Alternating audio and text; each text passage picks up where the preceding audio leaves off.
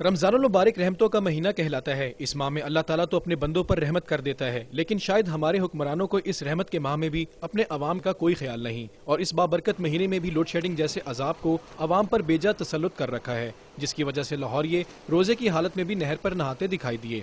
ماہ رمضان کا بھی ان کو ذرا بھی خیال نہیں ہے کہ اپنی عوام کو سہولت میسر کر سکے۔ رمضان کے مہینے میں بل بھی سارے ادا کر رہے ہیں، پر ان کا ایک ہی رونا ہے کہ ہمارے پاس بجلی نہیں ہے، بجلی نہیں ہے۔ ماہ رمضان چل رہا ہے اور پانی بھی نہیں ہے اور بجلی بھی نہیں ہے، اس لیے بس ادھر آگے ٹائم اچھا گزر جاتا ہے، فریش ہو جاتا ہے ذرا۔ نماز کے لیے پانی نہیں ہے، وضو کرنے کے لیے پانی نہیں ہے، لائٹ ہی نہیں آ رہی، تو کیا کریں ہم، کدھر جائیں؟